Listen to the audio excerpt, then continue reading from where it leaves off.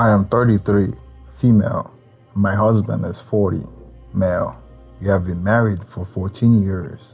Before I met my husband, I had a boyfriend who I was dating since my teens. He loved me so much. He loved me more than I loved him. I cheated on him with my husband and ended up marrying my husband. My ex-boyfriend wanted to propose to me, but he didn't have the financial means and was living with his parents. I have always been a hard-working woman, but at that time I wanted a man with means and was already set up financially. My boyfriend was still not mature enough for me. He's full of promises, but didn't have any job. Back then, he couldn't even afford a wedding ring, but was always promising to get married to me.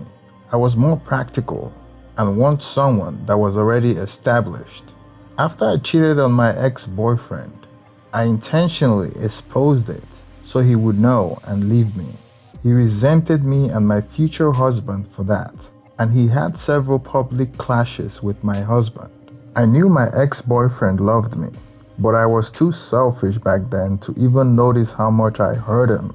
The truth is, I chose my husband because he was the best choice for me at that time.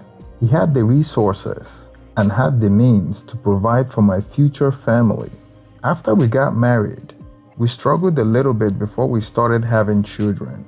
I was a superstitious person, so I thought maybe my ex-boyfriend cursed us. The first one came after 5 years of marriage. We wanted our first kid right away after marriage, but we tried and tried and tried. At some point, we thought there was something wrong with us.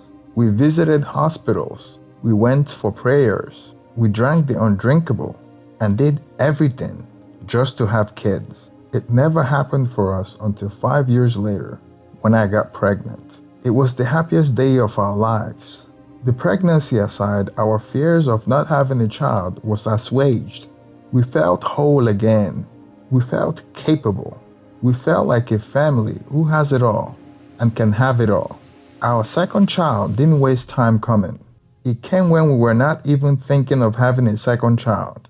The first one was barely 2 years old when I got pregnant again. 3 months after delivery, the pandemic happened. We were protecting our lives from harm, so we went around wearing nose masks and using hand sanitizers. There was nothing we wouldn't do to protect our jobs. I know just one thing to do to be able to protect my job. I would have gone all out to do it, just to keep my job and remain employed. I was on maternity leave when I was laid off. It was a good job.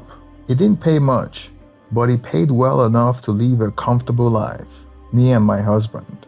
I remember waking up and thinking how bleak the future would be without my job. I remember crying at night and asking my husband where I was going to get a new job like that. I got so depressed and ran out of breast milk for my baby. My husband came through with motivation I needed. He assured me to stay calm and rather concentrate on the kids. There is always a blessing in and around the corners. There is always a blessing in and around the corners, he said.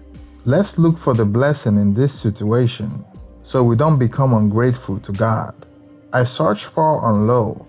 It was hard to see blessing in that. All I saw was trouble in the future and an unemployed woman who was going to depend on her husband. Nobody has ever changed her situation through thinking.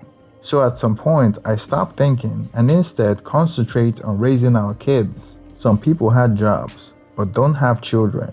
I remember my struggles when I didn't have a child. I had a job, yet I had no peace in my spirit.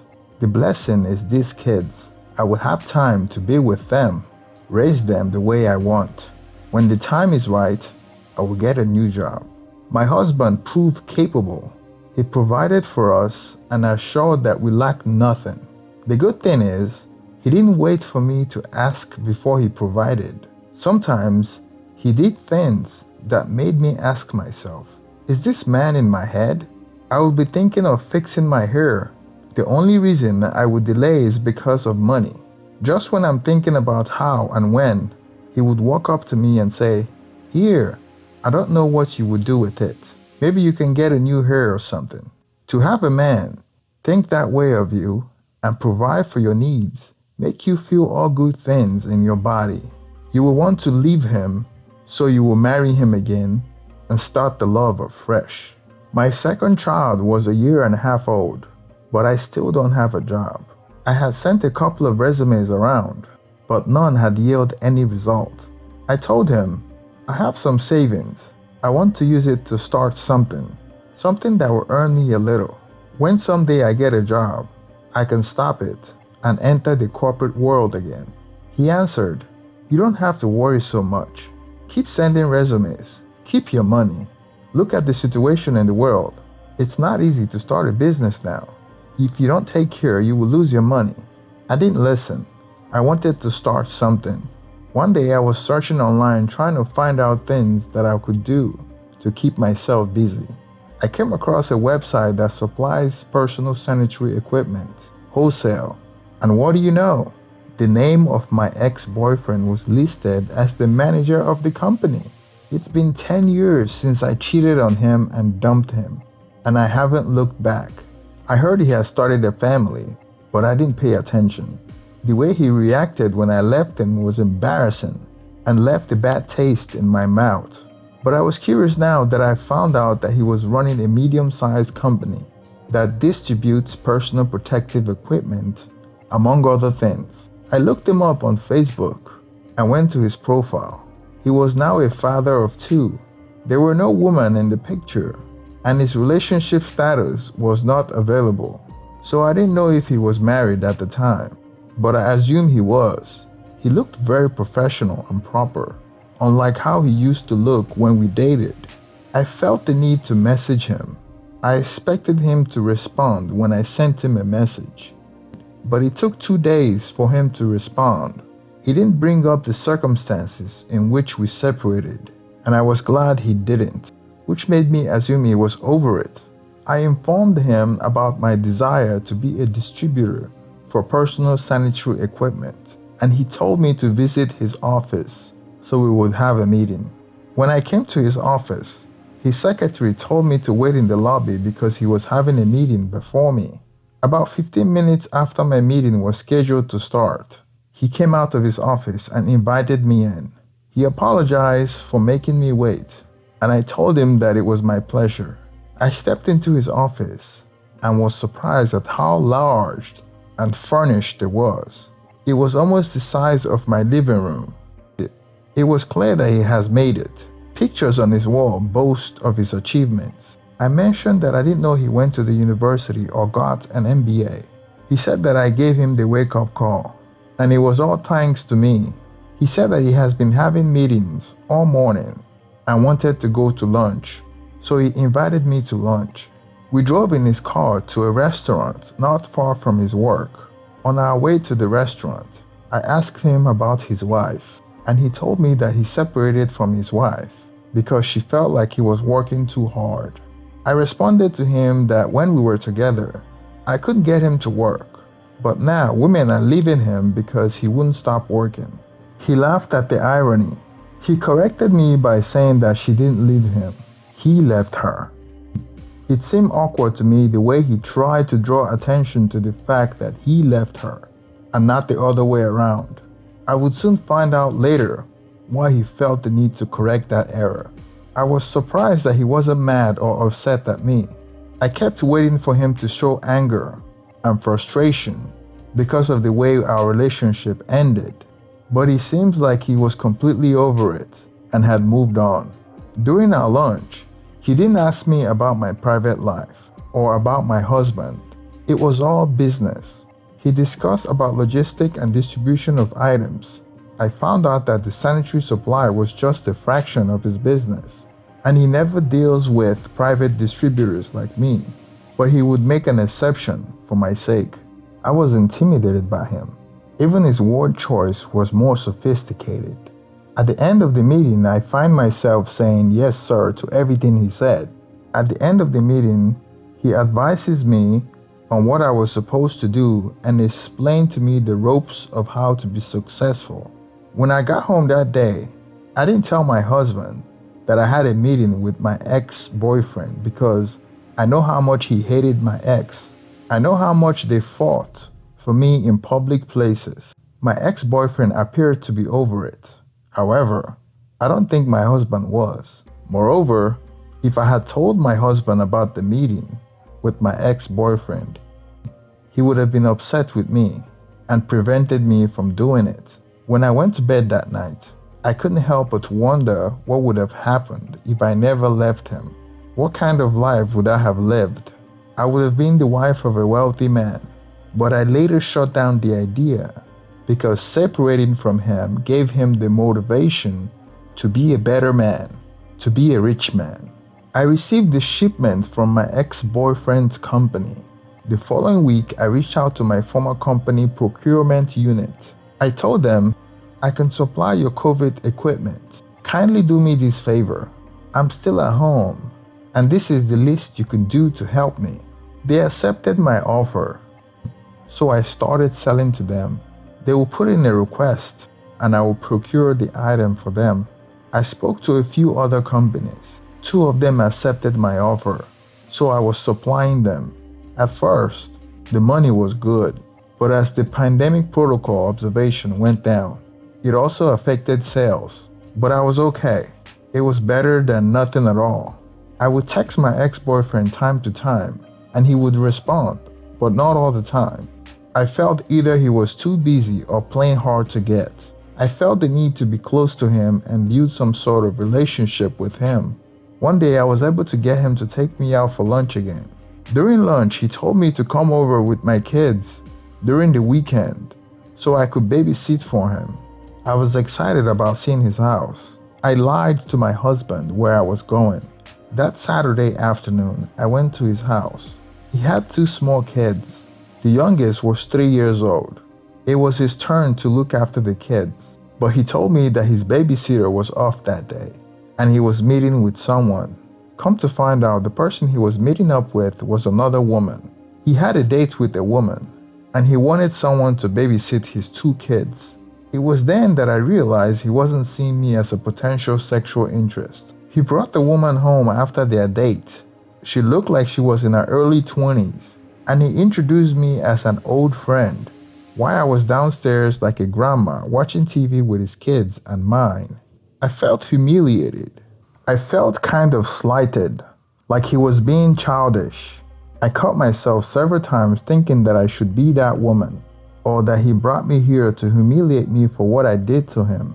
I had to remind myself that I was married and shouldn't be thinking about that, and that he was single and free to sleep with whomever he wants. Although I thought he should have waited till his kids were with his ex-wife before bringing a woman in his house to sleep with. I remember my husband calling me that night asking me where I was, and I told him that I was babysitting for a friend. After his kids went to bed, I texted him that I was leaving because my kids must go to bed as well, and he came downstairs to walk me out. After that day, I tried to limit my contact with him. I was the one reaching out, so it didn't change anything from his angle. As the pandemic started to wane and the restrictions were relaxed, my business dropped drastically, and I was barely getting any sale. I was having to depend on my husband a lot more. My husband was an average middle-class earner, so I caught myself feeling like he should be making a lot more money. I was snapping at him and resenting him, and he noticed. I tried to control my anger towards him when I realized that I was comparing him to my ex-boyfriend. A few weeks later, my sanitizer business grinded to a halt. I was 100% dependent on my husband. I wanted to reach out to my ex-boyfriend for an opportunity, but I was too prideful about the humiliation several weeks ago. Then one day, out of the blue, my ex-boyfriend called me and invited me and my kids to a picnic. When I saw his number on my caller ID, I felt a rush of excitement that I've never felt in a long time. I asked him if he was inviting me so he could get a chance to sleep with another woman, and he responded that his kids won't stop talking about my kids since we came over. As bad as I wanted to decline the invitation, I still wanted to see him. I still wanted to be around him. Thinking about him bring excitement to me. I agreed, And once again, I didn't tell my husband. We went to a picnic together. I brought my kids, and he brought his kids as well. It was like old times, no inhibition or pressure. We picked up from where we left off. I told him about my unemployment status, and he told me about an opportunity with another company that he knows. He told me that he would reach out and let me know. I was surprised at how easy it was for him to hook me up with a job, and not just a regular job, a well-paying job. After the picnic, we went to his house. The chemistry was there. When the kids went to bed, we were alone watching TV. I initiated and we had sex. When we got home, my husband asked me why I wasn't picking up my calls. Instead of lying to him, I felt offended and became defensive. We started having marriage issue and arguing a lot more. Why I continued to see my ex-boyfriend on the side. True to his word, he connected me to another job that was making twice as much as before. One day, I went to my ex-boyfriend's house to see him. Why I thought my husband was home with my kids. After finishing at my ex-boyfriend's house, when it was time for me to go home, I came outside of my ex-boyfriend's house and was shocked to see my husband in front of my ex-boyfriend's porch, waiting for me. Me and my ex-boyfriend were confused. My husband immediately got into a fight with my ex-boyfriend, while another guy that came with my husband was holding them back.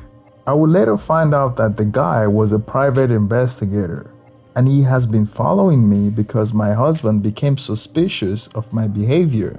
I refused to go home with my husband because I told him that he needs to calm down.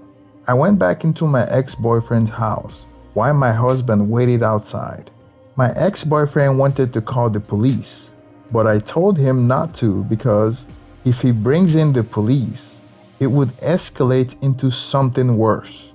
My husband was so upset, and rightfully so. I told my boyfriend that my husband would calm down. He later left the front porch.